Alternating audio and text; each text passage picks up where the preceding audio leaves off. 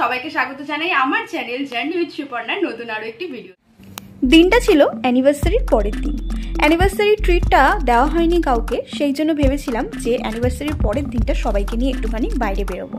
তবে বাইরে কিন্তু ঝিরিঝিরি বৃষ্টি পড়ছিল, সেই জন্য ডিসাইড করতে পারছিলাম না যে কোথায় যাব।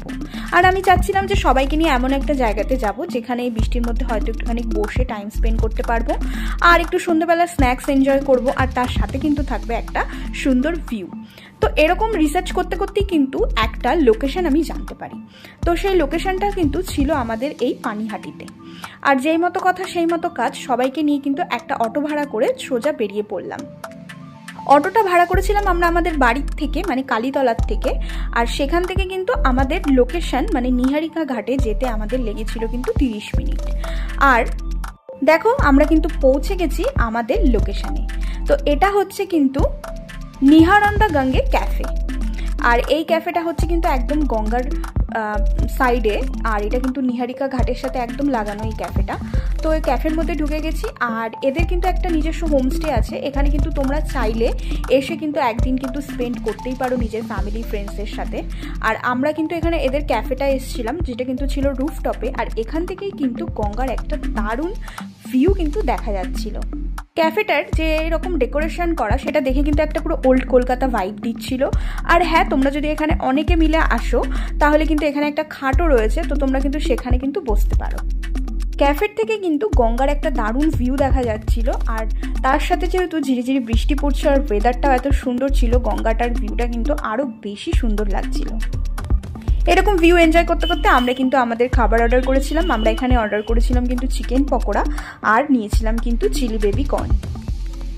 আমার যেহেতু সেদিনকে ভেজ ছিল, সেই জন্য আমি চিকেন পকোড়াটা ট্রাই করিনি, তবে চিলি বেবি কর্নটা কিন্তু দারুণ ছিল। আমি তোমাদের রেকমেন্ড করবো তোমরা কিন্তু এটা অবশ্যই অর্ডার করো। আর চিকেন পকোড়াটা আমি খাইনি, তবে যারা খেয়েছে তাদের মুখ থেকেই তোমরা শুনে নাও যে কেমন লেগেছে তাদের। বলো কেমন লাগছে? ভালো লেগেছে? এছাড়াও কিন্তু আমরা অর্ডার করেছিলাম মাঞ্চুরিয়ান নুডলস, আর এটাও কিন্তু দারুণ টেস্ট ছিল। এটাও কিন্তু তোমাদেরকে আমি রেকমেন্ড করব। সব শেষে খাওয়া দাওয়া করে বিল দিয়ে এবার আমরা কিন্তু চলে যাচ্ছি নিচে। তবে হ্যাঁ, এখন আমরা বাড়ি যাব না, এখন আমরা যাব নিহারিকা ঘাটে। আর হ্যাঁ, তোমাদেরকে বলে রাখি আমার কিন্তু টোটাল বিল হয়েছিল এখানে সব মিলিয়ে 760।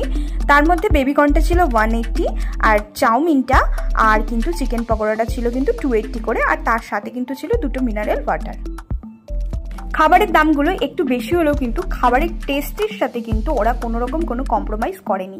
প্রতিটা খাবারই কিন্তু ভীষণ সুন্দর ছিল, আর তোমরা তো শুনলেই যে সবার খাবারগুলো কতটা কিন্তু পছন্দ হয়েছে।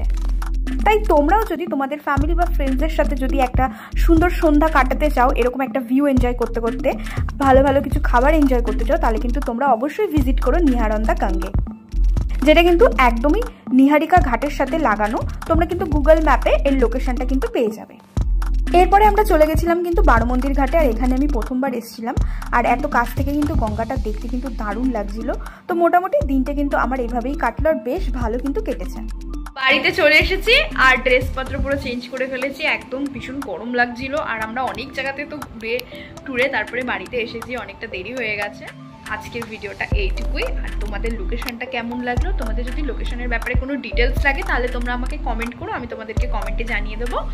আর ভিডিওটা যদি আমার ভালো লাগে তাহলে ভিডিওটা একটা লাইক করো, শেয়ার করো, কমেন্ট করো। আর যারা এখনো চ্যানেলটা সাবস্ক্রাইব করেনি তারা কিন্তু সাবস্ক্রাইব করো, আর বেল আইকনটা কিন্তু দাবাতে ভুলো না। তাহলে দেখা হচ্ছে অন্য কোনো নতুন ভিডিওতে।